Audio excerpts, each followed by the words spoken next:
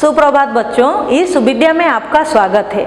हम लोग विकारी पद पढ़ रहे हैं। जो पद हम कहते हैं कि वे काल, पुरुष, फिर आपके कारक, वचन और लिंग के अनुसार ये परिवर्तित होते हैं।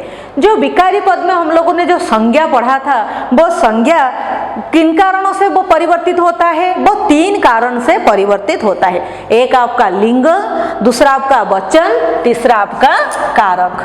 तो एक संज्ञा शब्द लिंग, वचन और कारक के अनुसार वाक्यों में परिवर्तित होता है, इसलिए उसे विकारी पद कहा जाता है। तो बच्चों आइए आज हम पढ़ते हैं ये लिंग किसे कहते हैं और लिंग क्या होता है। लिंग का अर्थ है, अगर हम देखेंगे तो लिंग का जो अर्थ होता है वो होता है चिन्ह, एक तरह का निशान। तो जिस चिन्ह से या निशान से किसी जाति के होने का बोध होता है उसे लिंग कहते हैं। जिस चिन्ह से किसी जाति का, या वो पुरुष जाति का है या स्त्री जाति का, ये बोध हमें होता है, उस चिन्ह को हम लोग क्या कहते हैं? लिंग कहते हैं। तो कोई शब्द स्त्री या अथवा अगर पुरुष जाति को ये दर्शाता है तो हम उसे क्या कहते हैं? पुरुष जाति को जो दर्शाता है वो पुल्लिंग होता है, स्त्री जाति को जो दर्शाता है उसे हम क्या कहते हैं? स्त्रीलिंग कहते हैं। तो हिंदी में लिंग 2 प्रकार के होते हैं। एक आपका पुल्लिंग हो गया, दूसरा आपका स्त्रीलिंग हो गया। तो जैसे कि हम जानते हैं ये पुरुष जाति को दर्शाता है, ये स्त्री जाति को दर्शाता है। हिंदी में आपके 2 तरह के हम लोग संज्ञा पद के बारे में पढ़ते हैं। एक आपका हो गया चेतन संज्ञा पद, एक आपका हो गया अचेतन संज्ञा पद। जैसे कि आप जानते हैं चेतन, आप लोग जो ओडिया में पढ़ते हैं सजीव निर्जीव, तो ये चेतन सजीव होता है, अचेतन निर्जीव होता है। सजीव जिनके प्राण होते हैं तो उन्हें हम हिंदी में प्राणीवाचक भी कहते हैं, और जो निर्जीव होते हैं उन्हें हम अप्राणीवाचक कहते हैं। तो ये प्राणीवाचक हो गया, ये अप्राणीवाचक हो गया। तो हिंदी में क्या होता है? हर एक चीज का लिंग होता है, चाहे वो प्राणीवाचक हो या चाहे फिर वो अप्राणीवाचक होता है। सबको 2 लिंगों में बांट दिया जाता है, अर्थात उन्हें हमेशा हर एक संज्ञा पद को पुल्लिंग या तो स्त्रीलिंग के रूप में जाना जाता है। ये जो चेतन शब्द है, जो प्राणीवाचक हमने कहा, या तो वो मानव हो सकता है या क्या हो सकता है? कोई भी प्राणी, पशु पक्षी होता है, तो उन्हें हम क्या कहते हैं? मानवेतर। तो 2 तरह के चेतन प्राणीवाचक संज्ञाएं होते हैं और अचेतन या अप्राणीवाचक संज्ञाएं होते हैं।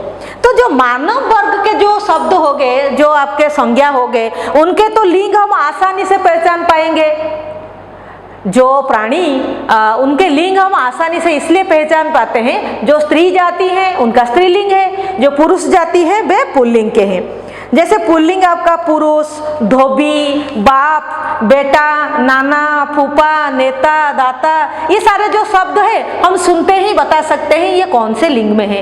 वैसे स्त्रीलिंग में पुरुष का स्त्री हो गया, धोबी का धोबिन, बाप का माँ, बेटा बेटी, नाना नानी, फूफा फूफी, नेता नेत्री, दाता दात्री। तो ये देखिए कुछ बच्चों, मानव शब्द, मानव वर्ग के जो शब्द होते हैं, जो संज्ञा होते हैं, उनका लिंग निर्णय हम आसानी से कर सकते हैं। कुछ मानवेतर प्राणी भी ऐसे होते हैं कि उनके भी लिंग निर्णय करना बड़ा ही आसान होता है। जैसे कि मैं अभी कहूंगी हाथी, तो आप बताइए कौन सा लिंग है? वेरी गुड, ये पुल्लिंग हो गया आपका। तो इसका स्त्रीलिंग क्या है? हथनी। तो ये कौन सा लिंग हो गया? हम देखते ही बता सकते हैं ये क्या हो गया? ये स्त्रीलिंग शब्द हो गया। तो इसी हिसाब से बकरा, बकरी, शेर, शेरनी, तो कुछ मानव और कुछ मानवेतर शब्द ऐसे होते हैं जिसे हम देखते ही उनका लिंग निर्णय आसानी से कर सकते हैं। या तो वो पुल्लिंग में प्रयुक्त होते हैं या स्त्रीलिंग से, हम देखते ही उन्हें पता लग सकते हैं कि। लेकिन बच्चों कुछ ऐसे मानवेतर प्राणियां हैं जिन्हें हम या तो सिर्फ पुल्लिंग में व्यवहार करते हैं या फिर स्त्रीलिंग में व्यवहार करते हैं। जैसे कि कौवा, ये देखिए एक प्राणीवाचक संज्ञा है, लेकिन ये कैसा प्राणीवाचक संज्ञा है? मानवेतर प्राणीवाचक संज्ञा है। तो जो कौवा होता है वो सिर्फ पुल्लिंग होता है। तो आप सोच रहे होंगे कि ये तो कौवे में क्या स्त्रीलिंग कौवा नहीं होता है, स्त्री कौवा नहीं होता है, तो उसका स्त्रीलिंग कैसे बनेगा? हमने क्या कहा, कुछ ऐसे मानवतर प्राणी होते हैं जिनको सिर्फ पुल्लिंग में लिया जाता है या फिर स्त्रीलिंग में लिया जाता है। तो पुल्लिंग में कौवा, मच्छर, पक्षी, तोता, नेवला, बाज, केंचुआ आदि जो शब्द होते हैं उन्हें सिर्फ पुल्लिंग में, और स्त्रीलिंग में कोयल, मक्खी, फिर आपका चिड़िया, मैना, गिलहरी, चील, जोग। जब इन सब संज्ञा पदों को आप लोग व्यवहार कर रहे हैं तो या तो ये पुल्लिंग है या तो ये स्त्रीलिंग है। आप जानते हैं कि हिंदी में हम लोग क्रिया जो पद होता है या तो कर्ता के लिंग अनुसार होता है वो, तो अगर इनका लिंग आप लोग नहीं जानोगे तो आप क्रिया पद भी आसानी से बना नहीं पाओगे। तो जैसे कौवा, ये पुल्लिंग हो गया, आपको दिया गया होगा काउटी उड़ूछी, तो आप क्या करोगे, कौवा उड़ रहा है क्योंकि ये पुल्लिंग है, आपको ये पता लगना चाहिए।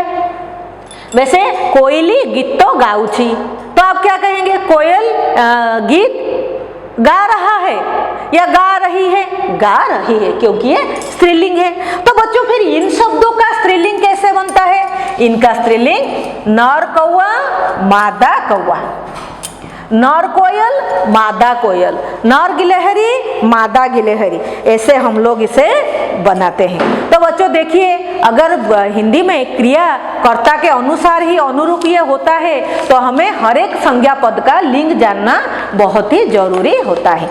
तो ये लिंग निर्णय हम किस तरह से करेंगे? लिंग निर्णय हमें दो तरह के करा जाता है। एक है आपका शब्द वर्ग, दूसरा है आपका शब्दांत मात्रा के आधार पर। तो इन दो हिसाब से हम लोग हिंदी में लिंग निर्णय करते हैं। शब्द वर्ग का मतलब हो गया वो शब्द का अर्थ समझकर या फिर शब्द के अनुसार हम उसके लिंग निर्णय करते हैं। और शब्दांत क्या होता है? एक शब्द उसके अंत में कौन सा मात्रा आता है, अ, आ, हर्षई, दीर्घई, हर्षौ, दीर्घौ, इस तरह से कौन सा मात्रा आता है उसी हिसाब से हम उसका लिंग निर्णय करते हैं। आप लोग 8वीं कक्षा में इसे अच्छी तरह से पढ़ चुके हैं, सिर्फ 9वीं कक्षा में हम इसको अभ्यास करेंगे।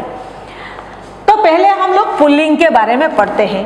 तो आपका जो पुल्लिंग में शरीर है, हमारा शरीर के जितने अंग होते हैं, फिर आपका भोजन हो गया, फिर आपका फल हो गए, सारे रत्न हो गए, धातु हो गए, शस्य, फिर आपके ग्रह, वर्ण, द्रव्य पदार्थ, वृक्ष। तो बच्चों देखिए, आप अगर सारे शरीर के जो अंग हो गए, भोजन जितने हमारे हो गए, फलों के नाम, रत्नों के नाम, धातु, शस्य, ग्रह, वर्ण, द्रव्य, वृक्ष, ये जो सारे होते हैं ये क्या कौन सा लिंग है? पुल्लिंग है। लेकिन बच्चों एक शब्द है अपवाद। अपवाद क्या होता है? मैंने कह लिया कि शरीर के जितने सारे अंग हमारे हैं वो सारे पुल्लिंग है, लेकिन आंख स्त्रीलिंग है। अर्थात ये जो नियम है शरीर के सारे अंग पुल्लिंग है, आंख उस नियम को नहीं मानता है, इसलिए हम उसे क्या कहेंगे? अपवाद कहेंगे। तो शरीर के सारे अंग पुल्लिंग है लेकिन आंख, नाक, जीभ, पीठ, जांघ, नस, कोहनी और हड्डी ये स्त्रीलिंग है। तो हम क्या करेंगे? इनके सारे जो अपवाद हो गए अगर हम लोग उन्हें याद कर लेंगे तो बाकी जो बच गया वो सारे पुल्लिंग हो गए। वैसे जैसे कि हमारे जो ग्रह, आप जानते हैं हमारे जितने ग्रह नक्षत्र हैं वो क्या है? पुल्लिंग है, लेकिन हमारी जो पृथ्वी है, पृथ्वी स्त्रीलिंग है। तो अगर हम पृथ्वी को सिर्फ याद रख ले कि ये स्त्रीलिंग है, बाकी परीक्षा में या फिर जहां भी हमें कोई ग्रह का नाम आता है हम आंख मूंद कर उसे याद रखने की जरूरत नहीं, हम सीधे उसको पुल्लिंग लिख सकते हैं। तो आपके किताब में जो जितने सारे दिए गए हैं, हमारे वर्ण में जितने अक्षर हैं सारे पुल्लिंग है, लेकिन अपवाद कौन है? हर्षई, दीर्घई और रू, जिसे हम हिंदी में री कहते हैं। तो ये क्या होता है? सारे स्त्रीलिंग होते हैं। अगर हम इन तीनों को याद कर दे, हर्षई, दीर्घई, रू को अगर हम याद कर लेते हैं, बाकी जो बच गया वो पुल्लिंग है। तो इसी तरह से आपको याद रखने। तो बच्चों अभी क्या बचा? जो हमारे सारे नदी हैं, फिर हमारे नक्षत्र हैं, फिर हमारे भाषा है, तिथि, फिर दुकान में जो सामग्री मिलते हैं उन्हें हम क्या कहते हैं, उनके लिंग क्या होते हैं, उनके लिंग हमारे स्त्रीलिंग होते हैं। तो हम क्या करेंगे, अभी इनके भी अपवाद होते हैं। अगर हम उन अपवादों को याद कर लेते हैं तो बाकी जो बच गए वो सारे स्त्रीलिंग है। जैसे नदियों में सोन नदी कहते हैं, फिर सिंधु नदी, फिर आपके ब्रह्मपुत्र नदी। तो अगर ये तीनों को सिर्फ आप याद कर ले, ये तीनों ही पुल्लिंग है। बाकी जो बच गए आपके महानदी, गंगा, यमुना, ऋषिकुल्या, जो भी नदी है आप उसे आसानी से स्त्रीलिंग लिख सकते हैं। तो बच्चों आपको क्या करना है, आपको हमेशा याद रखना है अपवादों को। जो नियम नहीं मानते हैं उनको याद रख लीजिए, बाकी सारे ये जो मुख्य है शरीर, भोजन, इनको याद रख लीजिए। आप क्या कर सकते हैं, आसानी से किसी शब्द का लिंग निर्णय कर सकते हैं और उसे अभ्यास भी कर सकते हैं। अभी आइए शब्दांत मात्रा के आधार पर हम लोग बताते हैं कौन से शब्द का कौन सा लिंग है। पहले हम लोग पुल्लिंग देखते हैं। जो तत्सम शब्द होते हैं, आप लोग जानते हैं तत्सम शब्द मतलब संस्कृत के साथ जो समान होता है, संस्कृत शब्द जो होते हैं, अगर उनके अंत में अ, अन, आस, आर, आय, ख, ज, त, त्य, त्व, त्र, न, व, य, से, अगर वो तत्सम शब्द है और उसके अंत में ये सारे हैं तो वो कौन सा लिंग हो गया, आपका पुल्लिंग हो गया। जैसे कि क्रोध, जो क्रोध शब्द होता है, पहले देखिए ये कौन सा शब्द है, ये तत्सम शब्द है, इसके अंत में क्या आ गया, अ आ गया। तो अब बताइए क्रोध का लिंग क्या है, पुल्लिंग है। Very good. तो वैसे ही आप लोगों को याद रखना है, लेकिन उसमें भी अपवाद है बच्चों। जैसे कि एक शब्द है विजय, विजय भी आपका तत्सम शब्द है, इसके अंत में क्या आ गया, अ आ गया, लेकिन ये आपका स्त्रीलिंग है। तो आपको क्या करना है, सिर्फ अपवादों को याद रखना है और इनको याद रखना है। इनको याद रखने के साथ साथ आप अपवाद को अगर याद रख लेते हैं तो आप किसी भी शब्द को आसानी से लिंग निर्णय कर सकते हैं।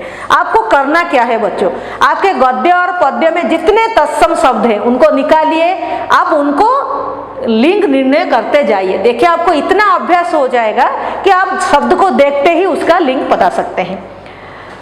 वैसे ही आपके जो तद्भव शब्द है और कुछ उर्दू और हिंदी के जो शब्द हैं उनके आखिर में अगर आ, आनो, आव, आवा, आर, ना, न, दान, पन, पा, से अंत होते हैं, वे सारे पुल्लिंग शब्द हैं। लेकिन उनमें अपवाद है। जैसे कि देखिए एक शब्द है उड़ान, तो उसके आखिर में उड़ धातु के साथ आन का प्रयोग हुआ है, तो उसके आखिर में क्या आ गया, आना आ गया, लेकिन ये पुल्लिंग नहीं है, ये स्त्रीलिंग है। तो जिन तत्सम शब्द के आखिर में आ, ई, इमा, उ, ता, ती, ना, नी या से होते हैं, वे स्त्रीलिंग शब्द होते हैं। और ये स्त्रीलिंग शब्द क्या होते हैं, और जो शब्द आपके होते हैं हिंदी और उर्दू से आने वाले कुछ शब्द हैं जिनके आखिर में अन, आ, ईर, ईल, आई, या, उ, ख, त, स, वट, हट आदि होते हैं, वे स्त्रीलिंग शब्द हैं। लेकिन उनमें भी अपवाद है, होश, चाल चलन, ताश, दस्तखत, वक्त, माह, गुनाह। तो बच्चों आप उसको अच्छे से याद कीजिए। अभी देखते हैं हम लोग लिंग परिवर्तन करेंगे। हमारे परीक्षा में आते हैं पुल्लिंग से स्त्रीलिंग बना एक शब्द दिया जाएगा, इसका लिंग परिवर्तन कीजिए। बच्चों आप पहले शब्द को, जो आपका जो प्रश्न है उसे अच्छे से पढ़िए। कभी दिया जाता है लिंग निर्णय कीजिए, कभी दिया जाता है लिंग परिवर्तन कीजिए। आपको अगर निर्णय दिया गया है तो उस शब्द पुल्लिंग है या स्त्रीलिंग है आप बताएंगे। अगर परिवर्तन करने के लिए दिया गया है तो उसका लिंग परिवर्तन कीजिए। जैसे कि एक शब्द दिया जाएगा वृद्ध, उसका लिंग निर्णय कीजिए, तो आप क्या करोगे, यह पुल्लिंग है। अगर इसका लिंग परिवर्तन करने के लिए दिया जाएगा तो हम क्या लिखेंगे, वृद्ध का वृद्धा। तो उसी तरह बच्चों कुछ अकारांत शब्द में हम लोग आ जोड़कर पुल्लिंग से स्त्रीलिंग, अकारांत को हम क्या जोड़कर करेंगे, आ जोड़कर करेंगे। जैसे वृद्ध वृद्धा, प्रिय प्रिया, शिष्य शिष्या, सुत सुता, प्रियतम प्रियतमा। और कुछ अकारांत शब्द में हम लोग ई जोड़कर उसे स्त्रीलिंग बनाते हैं। देव देवी, पुत्र पुत्री, कुमार कुमारी, दास दासी आदि। वैसे ही कुछ आकारांत शब्दों में भी हम लोग ई जोड़कर करते हैं। लड़का लड़की, दादा दादी, बेटा बेटी, घोड़ा घोड़ी आदि शब्द। अकारांत शब्द में कभी कभी इया जोड़कर भी हम लोग उसका स्त्रीलिंग बनाते हैं। कुत्ता कुतिया, बूढ़ा बुढ़िया, बेटा बिटिया, जैसे हम लोग उसका लिंग परिवर्तन करते हैं। फिर कुछ प्राणीवाचक और व्यवसायवाचक शब्दों में हम लोग इन जोड़ते हैं। जैसे प्राणीवाचक में आपका बाघ, क्या जोड़ेंगे? इन जोड़ेंगे, बाघिन। सांप में सापिन, नाग में नागिन। और जो व्यवसायवाचक शब्द जैसे नाई, वो हमारा बाल काटता है, इसलिए उसे व्यवसायवाचक शब्द कहा जाता है। नाई से नाइन, तेली से तेलिन, धोबी से धोबिन। कुछ प्राणीवाचक शब्दों में नी जोड़कर भी किया जाता है। मोर मोरनी, शेर शेरनी, ऊंट ऊंटनी, जैसे आप लोग इसे अभ्यास कीजिए। उसी तरह उसका शब्द में, प्राणीवाचक शब्द में आनी जोड़कर किया जाता है। अको को इक्के में बदल कर किया जाता है। ई को इनी में बदल कर किया जाता है। फिर शब्द के आखिर में आइन जोड़कर किया जाता है। कुछ शब्दों में वान और मान को निकालकर बत्ती और मती लगा जाता है, जैसे श्रीमान से श्रीमती। तो बच्चों उसी तरह आप लोग शब्द का परिवर्तन कीजिए। और इससे पहले हम लोग पढ़ चुके हैं, कुछ शब्द ऐसे होते हैं उनमें हम नर या मादा जोड़कर उसका परिवर्तन करते हैं। इसके अलावा कुछ ऐसे पुल्लिंग शब्द हैं और स्त्रीलिंग शब्द हैं जो पूरे अलग शब्द से ही उनका हम लोग स्त्रीलिंग पुल्लिंग बनाते। जैसे राजा का स्त्रीलिंग क्या बनेगा? रानी, एक अलग शब्द है। साहब का मेम, भाई का बहन, पिता का माता, विद्वान का विदुषी, सम्राट का सम्राज्ञी, विधुर का विधवा, भ्राता भगनी। तो ऐसे हम लोग स्त्रीलिंग से पुल्लिंग बनाते हैं या तो पुल्लिंग से स्त्रीलिंग बनाते हैं। तो बच्चों आज हमने लिंग के अनुसार कैसे संज्ञा पद परिवर्तित होता है और हम लोगों ने ये भी पढ़ा कि संज्ञा में किस कारण परिवर्तन जो होता है वो एक उनमें से लिंग को आज हमने पढ़ा। तो बच्चों आज के लिए बस इतना ही। धन्यवाद।